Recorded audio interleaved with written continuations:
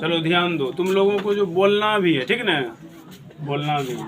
संस्कृत व्याकरण जो सब सवाल अभी पूछ रहा है, जहाँ जहाँ तुम लोग फंस रहा था, यहाँ पे ध्यान दो, हम बताते जा रहे हैं। एक पदी भाव समास है। सुनो पहले, जब समस्त पद मिल करके एक हो जाता है तो उसी को कहते हैं समास। जैसे यहाँ पर हम लिखे हैं एक पदी भाव समास है। समास में कई पद मिलकर एक पद बन जाते हैं। यथा, यथा मतलब जैसे, यथा मतलब जैसे, जैसे। राज्य मंत्री यानी कि राजा का मंत्री, खंडन जब करेंगे इसका तो राजा का मंत्री। राज्य पुत्री, राजा का पुत्री, ठीक ना, कबूतरी पुत्री जो बोलिए। आगे है आपका पूर्व पदार्थ प्रधानो अवयवी भाव, यानी कि अवयवी भाव समास में पूर्व पद की प्रधानता होती है। यहाँ पे लिखे हैं देखो, जिस समास का पहला पद प्रधान हो तो उसे अवयवी भाव समास कहा जाता है। जैसे यथाशक्ति, यथा कालम, यथा लेखम, ये सब देखा होगा तुम लोग, ठीक ना। ये सब जो है अवयवी भाव समास है। कौन समास है जी? अवयवी भाव समास है। इसमें से जहाँ जो भी वर्ड देखिए, ये यथाशक्ति है, ये यथा कालम है, और यहाँ पर इत्यादि लिख भी दिए, ठीक ना। उसके बाद है उत्तर पदार्थ प्रधान है तत्पुरुष।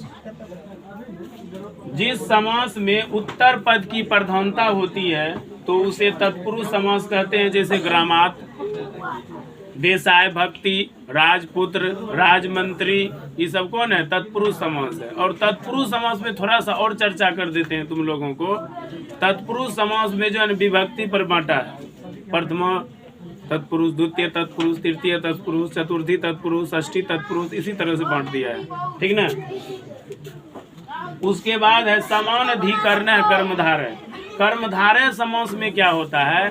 दोनों बराबर होता है, विशेषण और विशेष दोनों बराबर होता है, यहाँ पर लिख दिए हैं। उसे कर्मधारय समास कहते हैं। जैसे मधुर वचनम, यानी कि मधुर मतलब क्या होता है? मीठा बोलना, ठीक ना।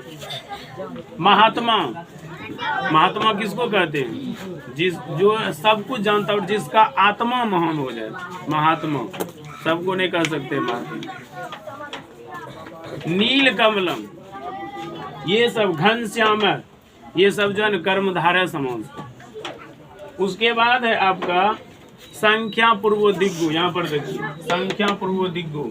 जिस समास का पहला पद संख्यावाची हो तो उसे क्या कहते हैं? संख्या पूर्व दिग्गु। दिग्गु समास कहते हैं। उसे क्या कहते हैं? दिग्गु समास कहते हैं।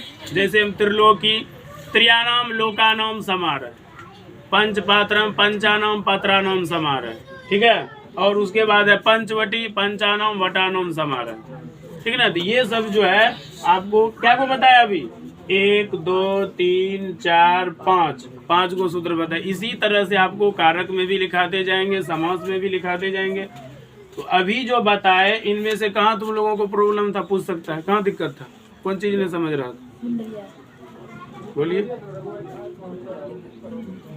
यहाँ पर जो चीज लिखे हैं इसमें से किसी को कोई दिक्कत है?